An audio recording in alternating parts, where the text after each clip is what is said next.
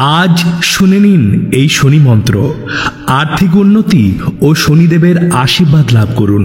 জয় শ্রীকৃষ্ণ, রাধে রাধে। ওম নমো ভগবতে বাসুদেবায়।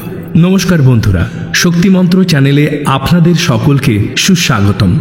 আজকে আমরা জানতে চলেছি শনিদেবের মন্ত্র সম্পর্কে এবং তার উপকারিতা, এবং কেনই বা আমাদের প্রতিদিন শনিদেবের মন্ত্রের মাধ্যমে শনিদেবকে প্রসন্ন করা উচিত।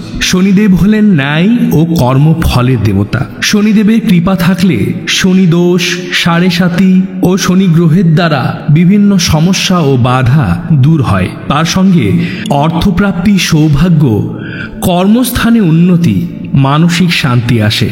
শনিদেব মানুষকে তার কর্মফল অনুযায়ী ফল প্রদান করে থাকেন, কিন্তু প্রতিদিন শনি মন্ত্র শ্রবণ বা জপ করলে কঠিন কর্মফল অনেকটাই লঘু হয়ে যায়। জীবনে অকারণে কষ্ট, দুঃখ, বাধা সব কমে যায়। তার সঙ্গে শনি গ্রহের আশীর্বাদ থাকলে বিপুল পরিমাণে অর্থ প্রাপ্তি সম্ভব। তাই প্রত্যেক শনিবার যে কোনো শনি মন্দিরে গিয়ে সরিষার তেলের প্রদীপ প্রজ্বলন করতে পারেন। তার সঙ্গে হনুমানজির মন্দিরে গিয়েও আপনারা চামেলি অথবা সরিষার তেলের প্রদীপ প্রজ্বলন করে ধূপ দেখিয়ে এবং সম্ভব হলে মিঠা পাতি পান হনুমানজিকে দিলে দ্বিগুণ ফল প্রাপ্তি করা সম্ভব। আসুন এইবার সেই শক্তিশালী শনি মন্ত্র আমরা শুনব। সঙ্গে এই শক্তি মন্ত্র চ্যানেলটিকে সাবস্ক্রাইব, লাইক ও শেয়ার করে যাবেন।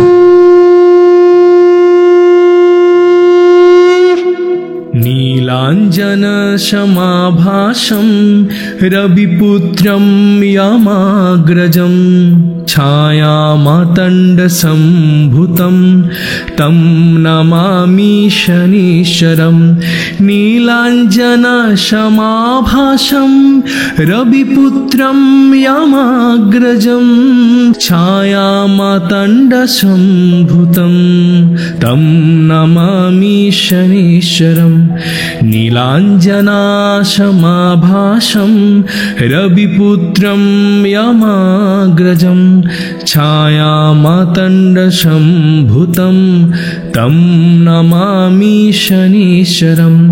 নীলাঞ্জনাসমাভাসম রবিপুত্রম ইয়ামাগ্রজম ছায়ামাতণ্ড সম্ভুতম তম নমামি শনিশ্বরম। নীলাঞ্জনাসমাভাসম রবিপুত্রম ইয়ামাগ্রজম ছায়ামাতণ্ড সম্ভুতম তম নমামি শনিশ্বরম। নীলাঞ্জনাসমাভাসম রবিপুত্রম ইয়ামাগ্রজম ছায়ামাতণ্ড সম্ভুতম তম নমামি শনিশ্বরম। নীলাঞ্জনাসমাভাসম রবিপুত্রম ইয়ামাগ্রজম ছায়ামাতণ্ড সম্ভুতম তম নমামি শনিশ্বরম। নীলাঞ্জনাসমাভাসম রবিপুত্রম ইয়ামাগ্রজম ছায়ামাতণ্ড সম্ভুতম তম নমামি শনিশ্বরম। নীলাঞ্জনাসমাভাসম রবিপুত্রম ইয়ামাগ্রজম ছায়ামাতণ্ড সম্ভুতম তম নমামি শনিশ্বরম।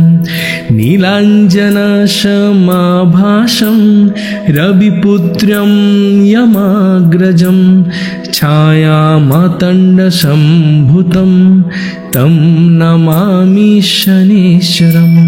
নীলাঞ্জনাসমাভাসম রবিপুত্রম ইয়ামাগ্রজম ছায়ামাতণ্ড সম্ভুতম তম নমামি শনিশ্বরম। নীলাঞ্জনাসমাভাসম রবিপুত্রম यमाग्रजं छायामातण्डसम्भूतं तं नमामि शनीश्वरं नीलाञ्जनाशमाभासं रविपुत्रं यमाग्रजं छायामातण्डसम्भूतं तं नमामि शनीश्वरं नीलाञ्जनाशमाभासं रविपुत्रं यमाग्रजं छायामातण्डसम्भूतं तं नमामि शनीश्वरं नीलाञ्जनाशमाभासं रविपुत्रं यमाग्रजं छायामातण्डसम्भूतं तं नमामि शनीश्वरं नीलाञ्जनसमाभासं रविपुत्रं यमाग्रजं छायामातण्डसम्भूतं तं नमामि शनीश्वरं नीलाञ्जनसमाभासं रविपुत्रं यमाग्रजं छायामातण्डसम्भूतं तं नमामि शनीश्वरं नीलाञ्जनाशमाभासं रविपुत्रं यमाग्रजं छायामातण्डसम्भूतं तं नमामि शनीश्वरं नीलाञ्जनाशमाभासं रविपुत्रं यमाग्रजं छायामातण्डसम्भूतं तं नमामि शनीश्वरं नीलाञ्जनसमाभासं रविपुत्रं यमाग्रजं छायामातण्डसम्भूतं तं नमामि शनीश्वरं नीलाञ्जनसमाभासं रविपुत्रं यमाग्रजं छायामातण्डसम्भूतं तं नमामि शनीश्वरं नीलाञ्जनसमाभासं रविपुत्रं यमाग्रजं छायामातण्डसम्भूतं तं नमामि शनीश्वरं नीलाञ्जनाशमाभासं रविपुत्रं यमाग्रजं छायामातण्डसम्भूतं तं नमामि शनीश्वरं नीलाञ्जनाशमाभासं रविपुत्रं यमाग्रजं छायामातण्डसम्भूतं तं नमामि शनीश्वरं नीलाञ्जनसमाभासं रविपुत्रं यमाग्रजं छायामातण्डसम्भूतं तं नमामि शनीश्वरं नीलाञ्जनसमाभासं रविपुत्रं यमाग्रजं छायामातण्डसम्भूतं तं नमामि शनीश्वरं नीलाञ्जनसमाभासं रविपुत्रं यमाग्रजं छायामातण्डसम्भूतं तं नमामि शनीश्वरं नीलाञ्जनाशमाभासं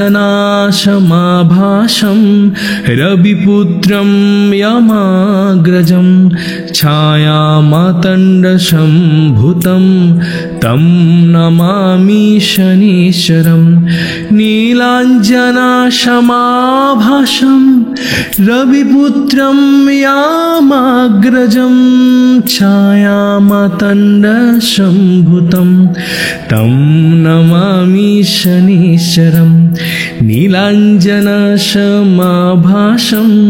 रविपुत्रं यमाग्रजं छायामातण्डसम्भूतं तं नमामि शनीश्वरम्।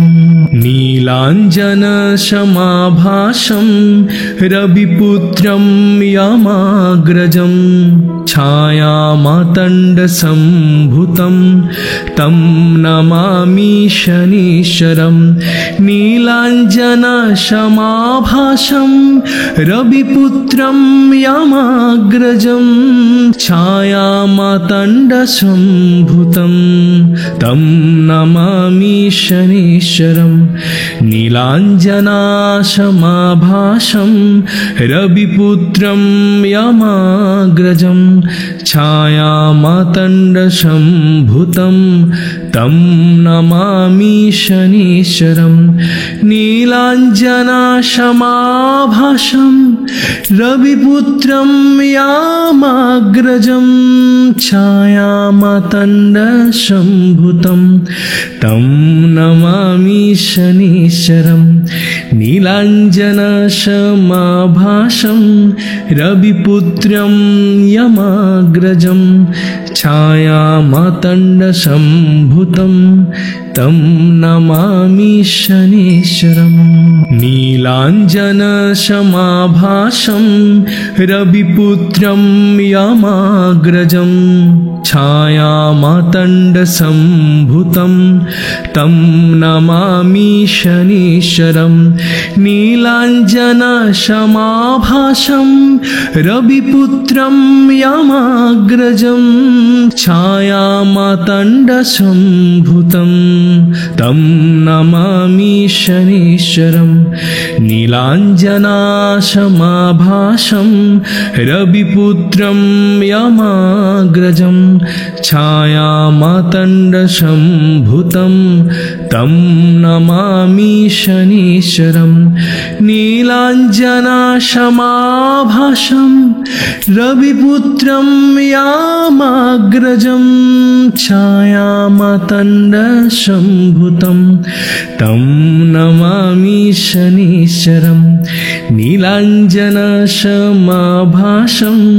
रविपुत्रं यमाग्रजं छायामातण्डसम्भूतं तं नमामि शनीश्वरम्। नीलाञ्जनसमाभासं रविपुत्रं यमाग्रजं छायामातण्डसम्भूतं तं नमामि शनीश्वरम्।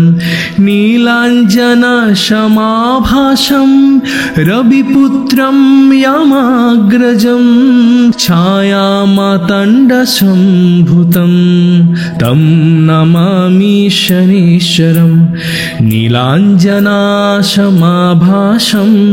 रविपुत्रं यमाग्रजं छायामातण्डसम्भूतं तं नमामि शनीश्वरम्। नीलाञ्जनासमाभासं रविपुत्रं यमाग्रजं छायामातण्डसम्भूतं तं नमामि शनीश्वरम्। नीलाञ्जनसमाभासं रविपुत्रं यमाग्रजं छायामातण्डसम्भूतं तं नमामि शनीश्वरम्। नीलाञ्जनसमाभासं रविपुत्रं यमाग्रजं छायामातण्डसम्भूतं तं नमामि शनीश्वरम्। नीलाञ्जनसमाभासं रविपुत्रं यमाग्रजं छायामातण्डसम्भूतं तं नमामि शनीश्वरम्। नीलाञ्जनासमाभासं समाभासं रविपुत्रं यमाग्रजं छायामातण्डसम्भूतं तं नमामि शनीश्वरं नीलाञ्जनसमाभासं रविपुत्रं यमाग्रजं छायामातण्डसम्भूतं तं नमामि शनीश्वरं नीलाञ्जनसमाभासं रविपुत्रं यमाग्रजं छायामातण्डसम्भूतं तं नमामि शनीश्वरं नीलाञ्जनसमाभासं रविपुत्रं यमाग्रजं छायामातण्डसम्भूतं तं नमामि शनीश्वरं नीलाञ्जनसमाभासं रविपुत्रं यमाग्रजं छायामातण्डसम्भूतं तं नमामि शनीश्वरं नीलाञ्जनसमाभासं रविपुत्रं यमाग्रजं छायामातण्डसम्भूतं तं नमामि शनीश्वरं नीलाञ्जनसमाभासं रविपुत्रं यमाग्रजं छायामातण्डसम्भूतं तं नमामि शनीश्वरं नीलाञ्जनसमाभासं रविपुत्रं यमाग्रजं छायामातण्डसम्भूतं तं नमामि शनीश्वरं नीलाञ्जनसमाभासं रविपुत्रं यमाग्रजं छायामातण्डसम्भूतं तं नमामि शनीश्वरं नीलाञ्जनसमाभासं रविपुत्रं यमाग्रजं छायामातण्डसम्भूतं तं नमामि शनीश्वरं नीलाञ्जनसमाभासं रविपुत्रं यमाग्रजं छायामातण्डसम्भूतं तं नमामि शनीश्वरं नीलाञ्जनसमाभासं रविपुत्रं यमाग्रजं छायामातण्डसम्भूतं तं नमामि शनीश्वरं नीलाञ्जनसमाभासं रविपुत्रं यमाग्रजं छायामातण्डसम्भूतं तं नमामि शनीश्वरं नीलाञ्जनसमाभासं रविपुत्रं यमाग्रजं छायामातण्डसम्भूतं तं नमामि शनीश्वरं नीलाञ्जनसमाभासं रविपुत्रं यमाग्रजं छायामातण्डसम्भूतं तं नमामि शनीश्वरं नीलाञ्जनसमाभासं रविपुत्रं यमाग्रजं छायामातण्डसम्भूतं तं नमामि शनीश्वरं नीलाञ्जनसमाभासं रविपुत्रं यमाग्रजं छायामातण्डसम्भूतं तं नमामि शनीश्वरं नीलाञ्जनसमाभासं रविपुत्रं यमाग्रजं छायामातण्डसम्भूतं तं नमामि शनीश्वरं नीलाञ्जनसमाभासं रविपुत्रं यमाग्रजं छायामातण्डसम्भूतं तं नमामि शनीश्वरं नीलाञ्जनसमाभासं रविपुत्रं यमाग्रजं छायामातण्डसम्भूतं तं नमामि शनीश्वरं नीलाञ्जनाशमाभासं रविपुत्रं यमाग्रजं छायामातण्डसम्भूतं तं नमामि शनीश्वरं नीलाञ्जनाशमाभासं रविपुत्रं यमाग्रजं छायामातण्डसम्भूतं तं नमामि शनीश्वरं नीलाञ्जनाशमाभासं रविपुत्रं यमाग्रजं छायामातण्डसम्भूतं तं नमामि शनीश्वरं नीलाञ्जनसमाभासं रविपुत्रं यमाग्रजं छायामातण्डसम्भूतं तं नमामि शनीश्वरं नीलाञ्जनसमाभासं रविपुत्रं यमाग्रजं छायामातण्डसम्भूतं तं नमामि शनीश्वरं नीलाञ्जनाशमाभासं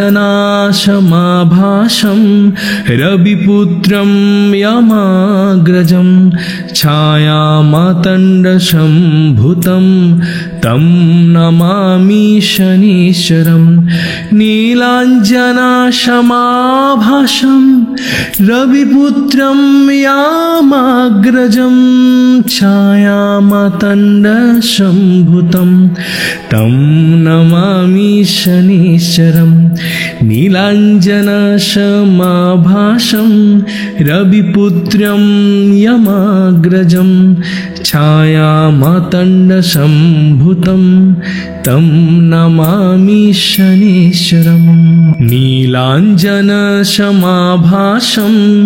रविपुत्रं यमाग्रजं छायामातण्डसम्भूतं तं नमामि शनीश्वरं नीलाञ्जनसमाभासं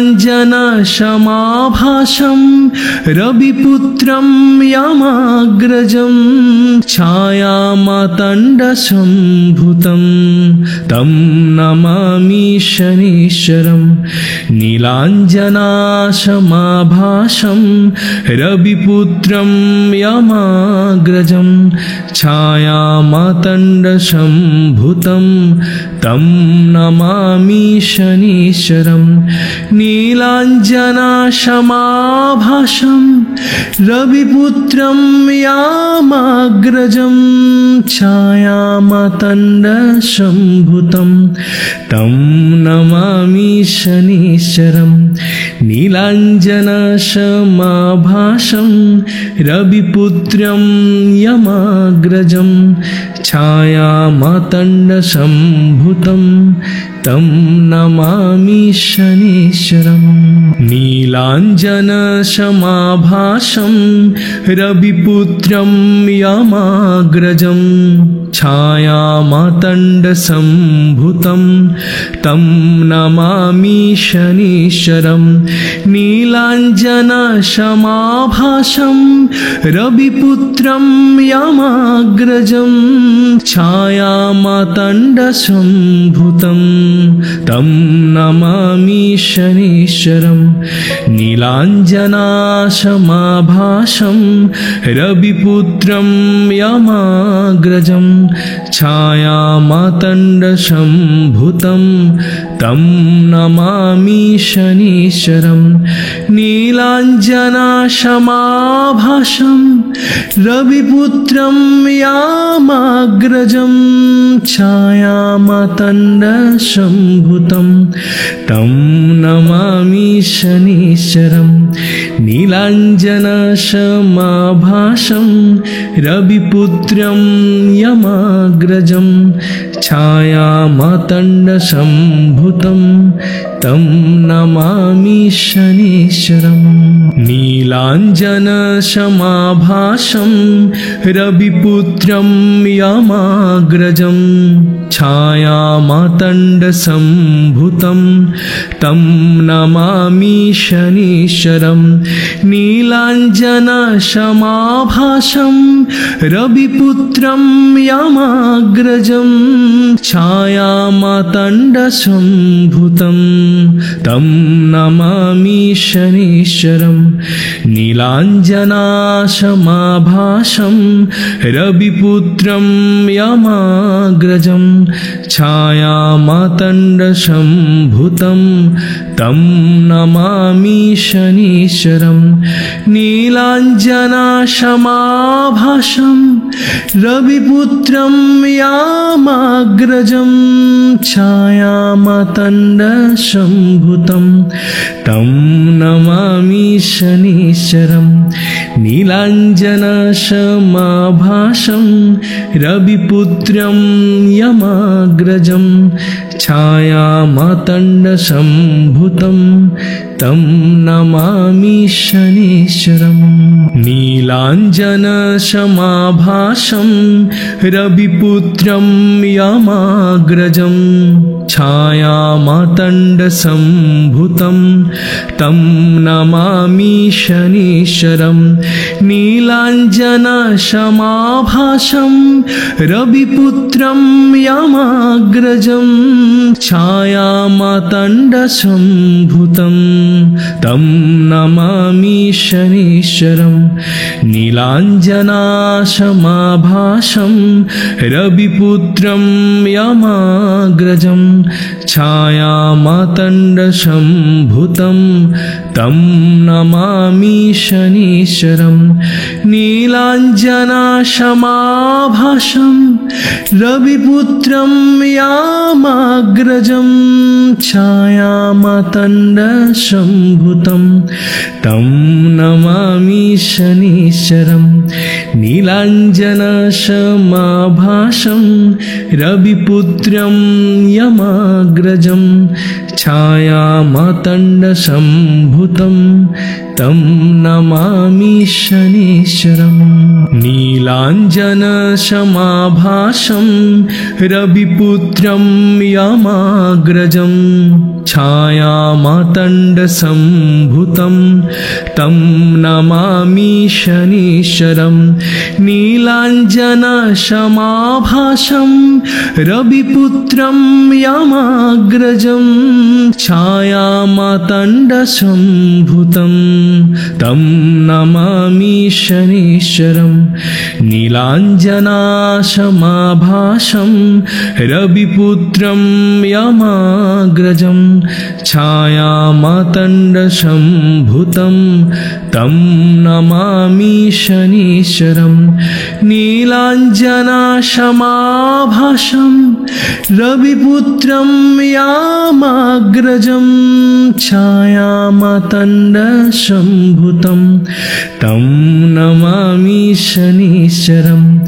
नीलाञ्जनसमाभासं रविपुत्रं यमाग्रजं छायामातण्डसम्भूतं तं नमामि शनीश्वरम्। नीलाञ्जनसमाभासं रविपुत्रं यमाग्रजं छायामातण्डसम्भूतं तं नमामि शनीश्वरम्। नीलाञ्जनसमाभासं रविपुत्रं यमाग्रजं छायामातण्डसम्भूतं तं नमामि शनीश्वरम्। नीलाञ्जनासमाभासं रविपुत्रं यमाग्रजं छायामातण्डसम्भूतं तं नमामि शनीश्वरं नीलाञ्जनाशमाभासं रविपुत्रं यमाग्रजं छायामातण्डसम्भूतं तं नमामि शनीश्वरं नीलाञ्जनसमाभासं